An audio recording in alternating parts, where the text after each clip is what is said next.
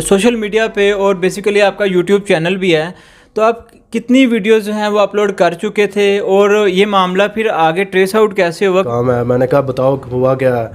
तो उन्होंने कहा नहीं 1 मिनट बाहर आए हैं, आपसे काम है। तो मैं बाहर गया, उन्होंने उठाकर मुझे गाड़ी में बिठा लिया। 6 माह की सज़ा हुई और हम ये तकरीबन 2 साल से काम कर रहे थे। अस्सलाम वालेकुम दोस्तों, एक अपनी नोयत की मुनफरिद के दिलचस्प स्टोरी लेकर आया हूँ। मामला था साइबर क्राइम के साथ। मेरे एक दुकानदार भाई हैं, 2 दिन जेल में रहकर आए हैं, मारे भी खाई हैं पुलिस वालों से। लेकिन मामला पूछेंगे कि मामला हुआ क्या।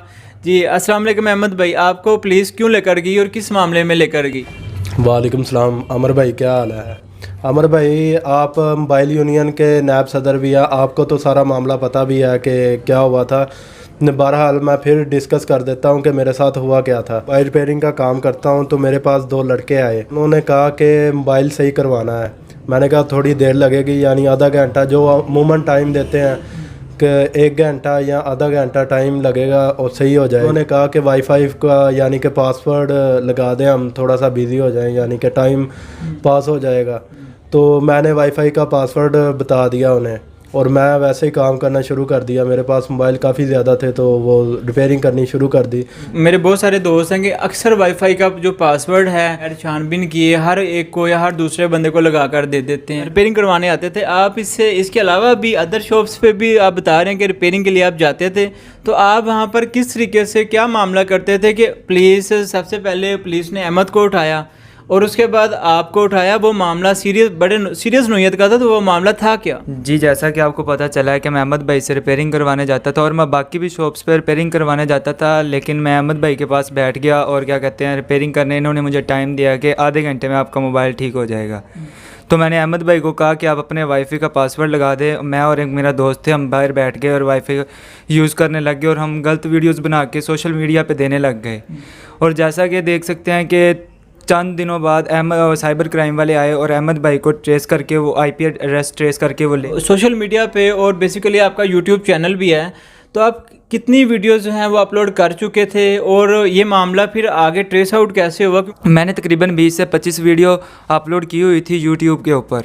और क्या कहते हैं, ये मेरा काम आज से तकरीबन 2-3 साल अरसे से चल रहा था मेरा काम।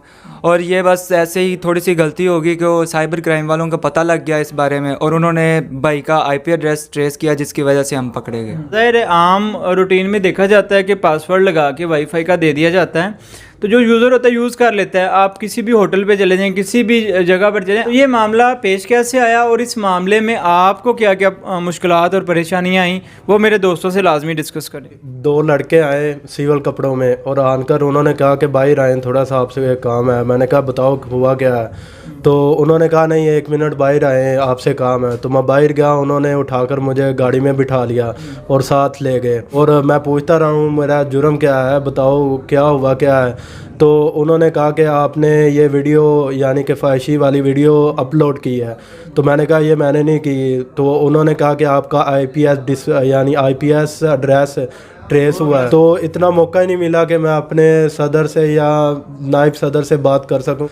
तो मुझे उन्होंने 2 दिन जेल में रखा, लेकिन मैंने जुर्म किया ही नहीं था। मैं कैसे मान जाता कि मैंने जुर्म किया है। चलो कि आप जो वाईफाई यूज़ कर रहे हैं, आप जो नेटवर्क यूज़ कर रहे हैं, IP एड्रेस से ये दोनों बंदे ट्रेस होते हैं। IP एड्रेस से बेसिकली हमारा जो दुकानदार भाई है जो रिपेयरिंग करता है, ये ट्रेस आउट होता है। इसको ट्रेस आउट करके वो बंदे ले जाते हैं और वो सिविल कपड़ों में साइबर क्राइम के जो थे वो एहलकार थे। 2 साल से वीडियोस जो थी वो मीडिया पे अपलोड कर रहे थे। कभी ख्याल नहीं आया कि यार ये मैं क्या कर रहा हूँ? आप हालांकि माशाल्लाह पढ़े लिखे हैं। तो यूनियन ने सबसे पहले CCTV फुटेज कैमरेज रिवर्स किए, बंदों को ट्रेस आउट किया। बंदे ट्रेस आउट करके बाकायदा उनके घरों तक उनकी रैकी की। जब कन्फर्म कर ले कि यार यही बंदे हैं जो शॉप पे आके वाईफाई का एड्रेस यूज़ कर रहे थे, तो फिर बजाय इसके खुद एक्शन लेने के, खुद उनको मारने पीटने के साइबर क्राइम वालों को बता दिया कि यार ये 2 बंदे हैं और इन्होंने ही ये फाहिश मवाद जो है वो अपलोड किया था। इससे हमारा या हमारी यूनियन कोई लेन देन, कोई तल्लुक नहीं है। इसका जो है वो SHO साहब हैं, उन्होंने बड़ी रहनुमाई की। उन्होंने मीडिया में, मेरा कोशिश थी कि मैं उनका इंटरव्यू भी लूँ, लेकिन वो मीडिया में आने से उन्होंने बारहा ग्रेज किया। साइबर क्राइम एक सीक्रेट कह लें कि ऑपरेशन का रहे होते हैं। हफ्ते में सैकड़ों ऑपरेशन ऐसे करते हैं कि जिसके ज़रिए कोई भी फाहिश मवाद जो है वो जैसे ही व्हाट्सअप या सोशल मीडिया पे अपलोड किया जाता है, तो वो सबसे पहले उस बंदे को कैच कर लेते हैं कि आ जाएं भाई। ना सिर्फ फास्ट मवाद कैच किया जाता है बल्कि कोई भी ऐसा मवाद हो जो मुल्क में इंतशार फैलाने का बायस बने, चाहे वो तौहीन रसालत से मुतल्लक हो, चाहे वो किसी भी मामले के मुतल्लक हो, साइबर क्राइम वाले उसको नहीं छोड़ते। कितने माह की सज़ा हुई है, कैसे मामला चला? जी, साइबर क्राइम वाले आए, उन्होंने हमें ट्रेस किया और हमें उठा के ले गए। और क्या कहते हैं, उन्होंने पहले तो हमें प्यार से पूछा, हम लोग नहीं माने क्योंकि हम लोग कह रहे थे कि शायद ऐसे ही हम बच जाएं, लेकिन फिर उन्होंने बहुत ज़्यादा मारा और जिनके मारने की वजह से हमने उनको सच सच सब कुछ बता दिया ताकि कि हम शायद बच जाएं। लेकिन हमें 6 माह की सज़ा हुई और हम ये तकरीबन 2 साल से काम कर रहे थे। इल्लीगल या फाश मवाद सोशल मीडिया पे अपलोड करते हैं तो कम से कम 6 माह वो सज़ा है जो नाकाबिल ज़मानत सज़ा है, यानी कि अबूरी ज़मानत या किसी किस्म की ज़मानत आपकी नहीं हो सकती। आपने कम से कम 6 माह और ज़्यादा से ज़्यादा उम्र कैद लाइफ टाइम की जो है आपको सज़ा मिल सकती है। तो खुदारा इससे बचें। 6 माह आप सज़ा काट के आ चुके हैं, अब आपको क्या फ़ील हो रहा है? नेटवर्क के जो बाकी दोस्त हैं वो इस वक्त कहाँ पर और वो क्या कर रहे हैं, या दोबारा वो इसी काम में पड़ गए हैं? और ये काम करने की आपको क्या ज़रूरत पड़ी? हम लोगों 2 दोस्त थे हम, और बहुत ज़्यादा हमने अप्लाई किए, हमारी किसी तरफ जॉब नहीं हुई, तो हमने ऐसे ही कि मजाक में ही हमने चैनल बना लिया और चैनल से हमें ग्रो होने लग गया, अर्निंग होने लगी, हमें लालच हो गया, तैयार कर लिया कि अब ये बुरा काम नहीं करना, बुरे काम का बुरा ही नतीजा होता है। दूसरा दोस्त तौबा वगैरह करके वो बाहर चला गया और मैं आज अपना काम सीख रहा हूँ। यही अगर चैनल आप पॉजिटिव वे में लेकर जाते, यानी कि पॉजिटिव से मुराद ये कि आप कोई अच्छा नॉलेज आवाम से शेयर करते, तो आज आपका लेवल क्या होता? अगर मैं यही चैनल पॉजिटिव वे की तरफ लेके जाता तो मैं अच्छी पोस्ट पे होता, लेकिन आज बुरा काम किया था, लेकिन आज मैं बुरे काम की वजह से बहुत ज़्यादा नीचे गिर चुका हूँ। अगर यही मैं अच्छा करता तो शायद मैं आज बुलंदी पे होता था। 2 साल से तकरीबन नींद वगैरह भी ठीक नहीं आनी, सोना वगैरह हर टाइम परेशान टेंशन में रहता था। और जैसे ही मेरी अर्निंग होती थी मंथ में 50,000 हो जानी या ज़्यादा हो जानी, तो वैसे ही वो निकल जाती थी साथ साथ ही, क्योंकि बुरे काम का बुरा नतीजा होता है, निकल गया। और मेरा ये कहना है कि जो भाई भी ये काम कर रहा है वो भाई काम छोड़ के कोई अच्छा काम कर ले ताकि इज्जत की रोटी खा ले। 2 साल वो एक पीक एरिया था कि जब YouTube पे बहुत कम लोग थे और बहुत अच्छे से वो ग्रो कर रहे थे, तो इतना कंपटीशन भी नहीं था।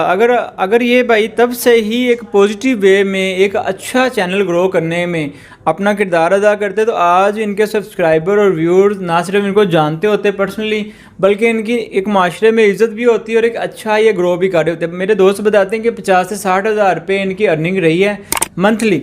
इसके बावजूद क्या कहते हैं कि इनकी जो वो अर्निंग थी वो इन्हें पता नहीं चलता था कि वो जैसे आती थी वैसे ही वो लोगों से पैसे मांग के वो रिटर्न करने पड़ जाते थे। अब तक के लिए इतना ही। दुआ में याद रखिएगा, खुश रहें, आबाद रहें। पाकिस्तान जिंदाबाद।